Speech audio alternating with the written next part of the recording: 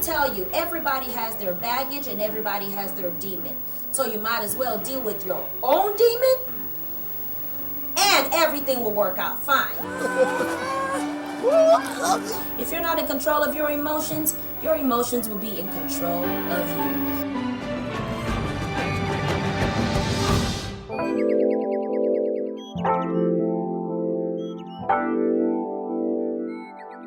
Infertility can be defined or can be said to be the inability of a couple to conceive or to hold a pregnancy for a period of time till conception.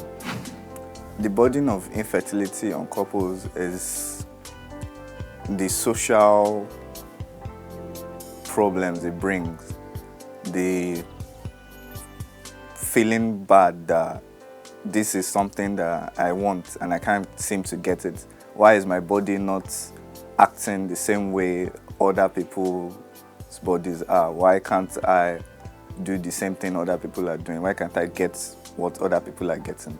It's a burden. It's something that can lead to depression, something that can lead to anxiety when you see other people's babies or see other people celebrating for their children and you can't seem to get yours.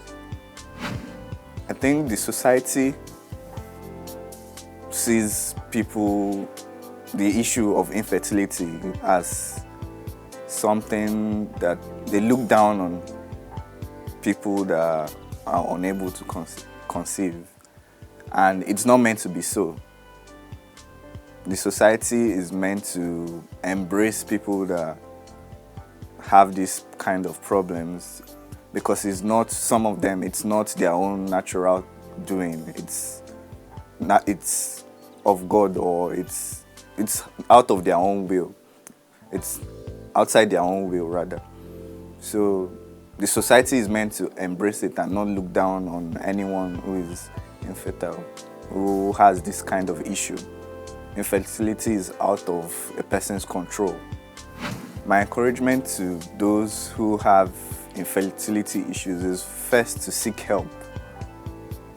Check yourself, go to the doctor, go and see if you have any problems that you can work on, if there are some medications you're supposed to take, if there are some things that you're supposed to do that you're not doing, some food or fruits you have to eat. Just get help first, and try and avoid the stigma or the bad feelings that come with it. Try as much as possible to live your normal life if you have any. In fact, not just infertility, any sort of problem. Try as much as possible to remove your mind off this problem, and you'll be better off for it.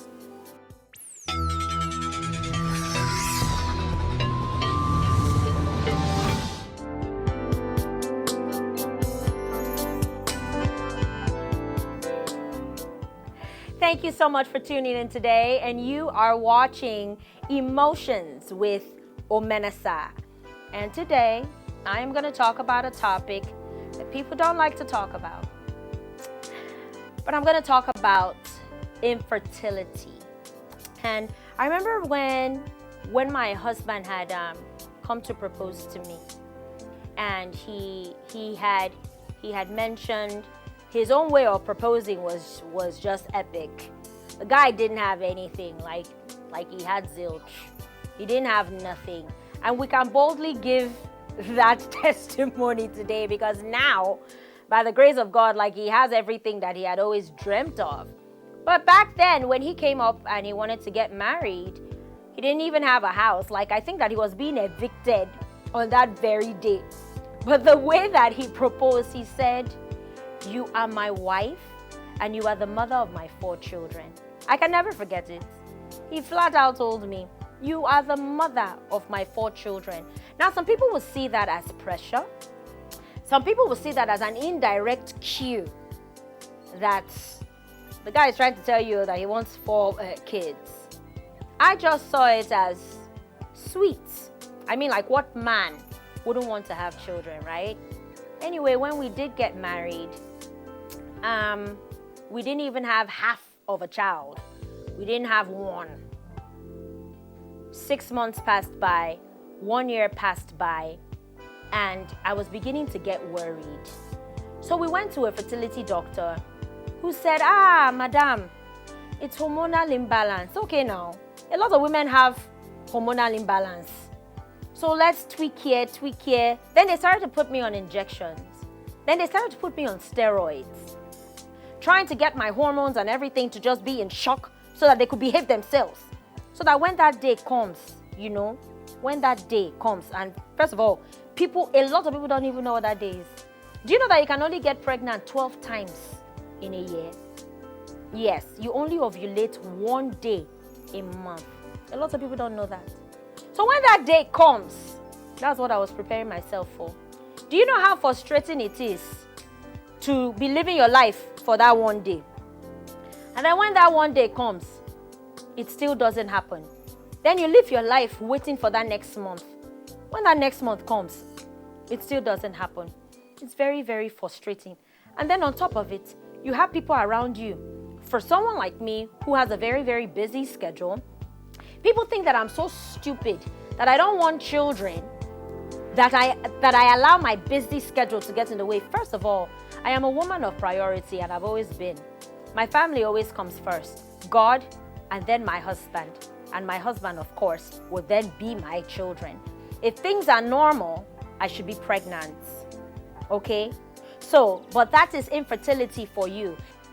So this whole nonsense about people walking out of their marriages, let them go out and try somebody else. I am so glad that sometimes it really, really just doesn't work, because then you just show yourself. But for people who it really does work, shame. That's a big shame. It's truly, truly a big shame that because both of you don't have children. You see, I don't know if you've ever watched my show on infidelity. I talked about marriage being a union of two, but it takes one. It takes one person to make the marriage work, which means that it takes your decision, and then it takes my decision. I'm going to stay here and I'm going to make this thing work. But you really, really cannot have bingo if both of you are not in accordance, if both of you are not agreeing. It won't happen. For women who don't even know the days that they are ovulating, for women who don't even ovulate at all, please now, try and get some education. And then for people like us who know the right time of the month, for women like me, and it's so sad that I'm actually in that category, but I know that I'm going to come out of that category really soon. My husband and I did an IUI. It didn't work for us. But I know people who have done that IUI and it worked. Sometimes it could be an infection. Sometimes it could just be like one really, really small STD. I know that some of you will say, an STD is not small. No, there's some STDs that are minor. You can just take a pill and it goes. You don't even need an injection. Get yourself checked. If it's just an infection, that can be taken care of with just an injection, excuse me. And then if that doesn't work, then you move on to an IVF. My husband and I had done an IVF. It was about 24 injections that I took in 1 month. It's a lot of probing, so that was what I went through. A lot of opening and closing and ultrasounds and all of that. And you have to be aware of your body. Be writing down all your symptoms. Are you having hot flashes? Are you having pain? Do you have painful periods? All of that. Write all of those things down so that when you do have your meeting with the doctor, then you actually know what you're saying. Is your period late? Or you don't even have a period at all? That's a problem. Husbands, men, also know your wife's cycle. Know when she's supposed to ovulate. So that when it doesn't happen, you should also be alarmed. It is true. It takes two of you to make this thing work, but it takes one person to have a determination. Okay? It does. If an IVF does not work, who says that you cannot do surrogacy? Yes, who says that you cannot do surrogacy? For those of you who don't know what surrogacy means, that means that you have tried and it didn't work. So you could just had your eggs and your husband's semen merged together, fertilized, and then they inject it in another woman. It's not her baby. It's your baby. It's your DNA. It's your DNA. It's not her baby. She is just the incubator. It's just that some people don't know how to handle that emotionally, because some people really may have the child and then they feel attached, but it's really not their baby. So who says that you cannot do that? Yes, it's expensive, but you would have your child. If you're over 40, you may need donor eggs, meaning that they may not be able to use your own eggs, because once you're 40 years old, your eggs are no longer as viable. They are no longer as strong. When a woman at 60 gave birth to a child, people are just in shock. It's truly called a testimony, because the eggs are not even as healthy as they are when you're 20 or when you're 15 So you can use donor eggs. Who said you can't? Let me go back to surrogacy. I don't understand how there are some women who wear the silicone. They actually wear a belly. They are going to work with a fake belly. They are going to church with a fake belly. They are going to the mosque with a fake belly. They are going everywhere with a fake belly. And there is a woman in a corner carrying your child. I have tears in my eyes because I don't get it. What level of ingratitude is that? Yes, that is my opinion. To me, it's just ingratitude. And it's just fake. And it is lies. I see it all the time. And then after 9 months, they come to church and they do Thanksgiving. Are you kidding? As in, are you kidding? No. The reason why you are infertile at this point is not a curse. It's not an affliction. It is not. It is a testimony.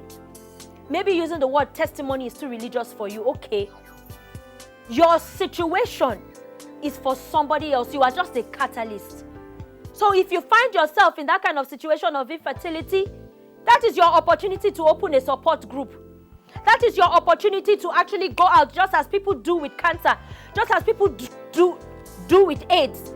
This is your opportunity to get answers, not to conceal, pay millions of naira, millions of dollars to be walking around with fake bellies, and somebody is in a corner spitting, throwing up, and carrying your baby for 9 months, even though they are getting paid. Yes, I get it. But man, and then you show up for Thanksgiving, or some people even go out of the country for 9 months or 10 months, and they come back into the country and they do a one bear. Are you kidding? There's nothing wrong with surrogacy. But I think that it's high time that people are transparent about infertility. I'm crying because I have been a victim of infertility.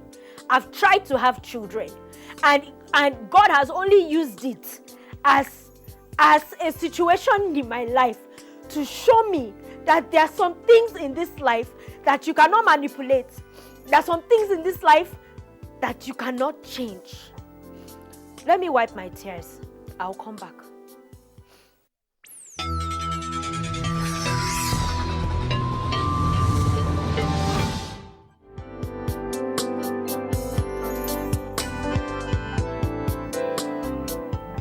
Welcome back. I tried to clean my tears, but it's such a passionate topic for me, so I don't know how much of that I can do. We are talking about infertility, and I was giving you the different options. I am a woman who has been in my marriage for almost 6 years, and we've not heard the cry of a baby. But that process has shown me that there are some things in this life that are bigger than us. And we cannot just sit back there, putting our life on hold, waiting for this child to come, because the truth is, really, what if it doesn't come? I have traveled to India to actually get myself checked. I've traveled to America to get myself checked. I've gotten myself checked in over 4 hospitals in Nigeria. I mean, really, what more am I going to do? What more? There are some things that are just bigger than you. So, instead of hiding this thing called infertility, hiding it, or I was even talking about the surrogacy, how people would actually wear a belly to fool everybody while somebody is in a corner having your baby. But in lying to people for 9 months, being out of the country for 1 year, and then you just come back, boom, with a child. No. Start an organization, start a support group, start a campaign, change people's lives. Let people know that it was surrogacy. Yes. Let people even know that it was an IVF. You are 60 years old, you are 70 years old. It is, and it was not a miracle. I'm not talking about people who had a miracle. I'm talking about people who did an IVF and then they just come out ho-ha. Oh, we just thank God. Oh, we just want to thank God. Oh, God has done it for us. Oh, God has done it again. Why did you omit your testimony? Why did you omit it? Why didn't you say that? I thank God that we didn't have the money. Or I thank God that we had the money and God gave us those millions. I thank God that out of the women who had failed IVFs, because people do have failed IVFs. I've done an IVF before and it has failed. Out of all those failed attempts, this time it actually happened. We really, really want to thank God. Why don't you give your testimony that in this process of infertility, man, you learned that some things are totally out of your control. Why can't you be honest and tell people that your relationship with your spouse was probably strained? Maybe they even threatened to even bring in another spouse. Why can't you tell people that? Why can't you tell people that, but God intervened on your behalf? God gave you a child. No. This is Africa. We don't talk. Yeah, we don't talk. But in many ways, we're also very fake. Everything is so exterior. That's why a lot of people are in pain. Because nobody is real. For crying out loud. Well, not that nobody is real. But the country, the culture is set up to conceal and to hide. And whatever you hide is endangered. Whatever you hide is in prison. Infertility, it is a serious problem. The man has a problem. The woman has a problem. I thank the Almighty God. And I'm not saying it because I'm in front of the camera. I thank God that I married a man. First of all, I married a man of God, which means that he is God's child. And he behaves like his father, which is God. The man has not for one day put any pressure on me. And that's not because he does not want children. I will have you know that my husband is a Yoruba man who came from a family of 9 siblings. So he's family oriented. He wants children. But he has the understanding that children come from God. They don't come from a woman. They do not come from a woman. Children are blessings from God. Blessings from God. From God. So you men and you women need to realize that jumping out of your marriage to go and get a child showed that your motives were ulterior from the start, right from the beginning. I thank God for my in-laws. I thank the Almighty. Not one day have they picked up the phone. You may say, your husband will not tell you if they've been calling him. No. Mr. Akomolafe will tell me. And there is something about in-laws. They don't know how to hide their own. No matter how much they are pretending, it will come out one day. My in-laws have not one day disturbed me, and they will never will. Because that opportunity is not even going to come. Because God is going to answer me very, very soon. And he will answer you too very, very soon. But what do you do in the interim? What do you do when you have tried an IVF? What do you do when you've even done the surrogacy? What do you do when you have tried an IUI? What do you do when you have cleared all the infections? When you've drank all the agbo in the world? I remember when I was drinking, I came straight from the US. My whole system, I have never drank anything herbal in my life. Only for me to come here, and I wanted children so bad that I was drinking one kind of liquid that had sticks inside it. Very, very bitter. Looking for a child. What do you do when you go through that process? What do you do when people invite you for naming ceremonies and they know that you don't have a child? What do they do when they even invite you to officiate the naming ceremony? My husband and I have been invited to name a baby. And we didn't even know where to start. Because we've not named ours. We have the names in our hearts, but we don't have them yet in our hands. And one day we will. I don't know about my husband, but one thing that I have learned in my journey of infertility is that I still have to live my life. And I am a whole woman with or without a child. I'll never forget a friend of mine when she got married. Her father-in-law actually told her, I hope you know that you're still a girl.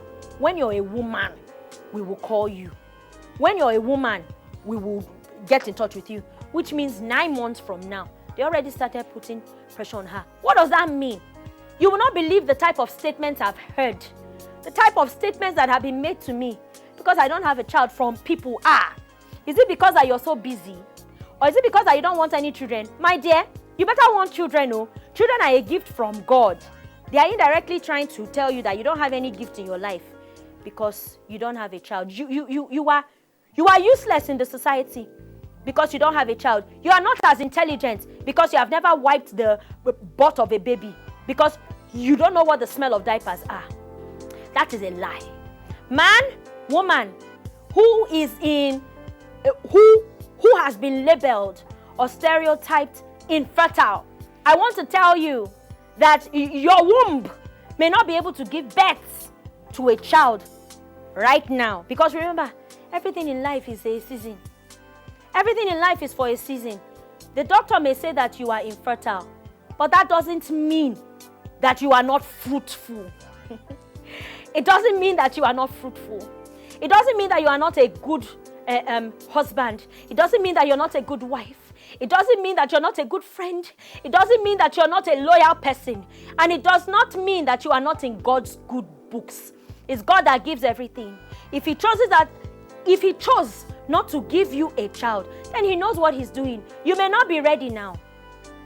Maybe there is a contract coming your way that you're not even going to have any time for. So he's waiting for that time. Maybe your spouse is going to die, God forbid.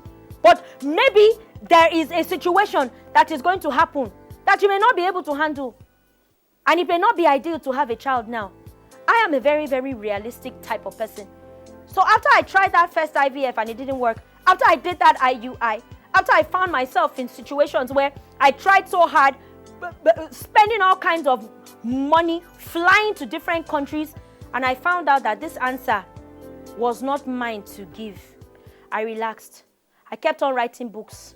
I kept on singing.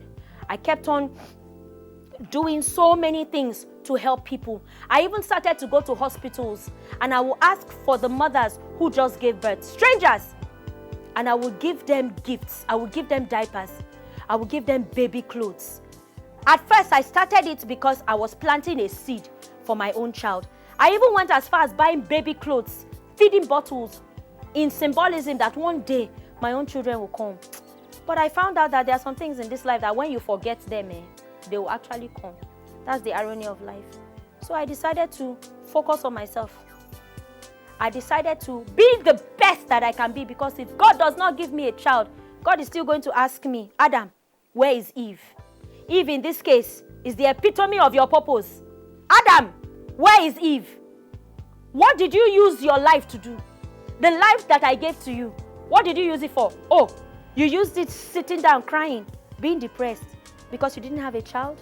Then that's when they will show you all the people who have not had children and how they changed the world, how they became missionaries, how they wrote books, they became authors, how they became pastors, how they became lawyers, how they took their pain and they turned it into gain. And then you will realize that it wasn't only you after all. For those of you who are dealing with infertility, it is not a stigma. It is only a stigma when you decide to wear it on your forehead. So infertility, please don't just sit down thinking that it will solve itself. No, infertility does not solve itself. It is a problem, it is a disease. And a problem has to be solved. And go to the problem solver, which is a fertility doctor. My husband and I went, and God has been very, very faithful to us. We are getting closer to our answer. And I know that one day, you too will have your answer right in the palm of your hands. But until then, stay true to yourself Stay transparent. Husbands, stay in your marriage. Your blessing is in the marriage. It's not in another woman outside. There is so much more to marriage than having children. God bless you.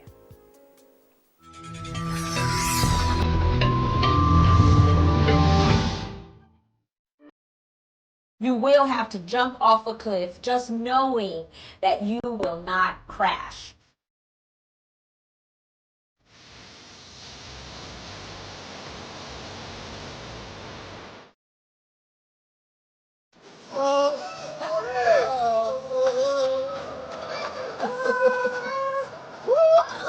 If you're not in control of your emotions will be in control of you.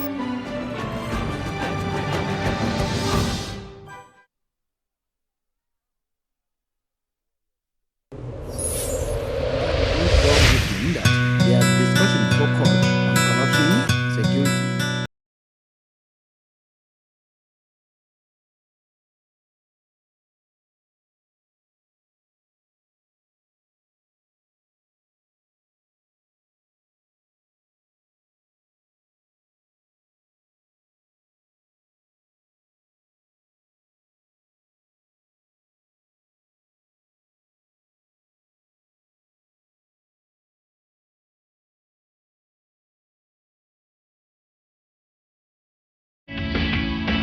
yanayi a ƙasar nan yadda za a samu cikakken ci gaba saboda haka nínú ìwàásù ẹni ọ̀wọ̀ Nicholas Okon ó ní ó yẹ kí àwọn ènìyàn súnmọ́ Ọlọ́run kí á sì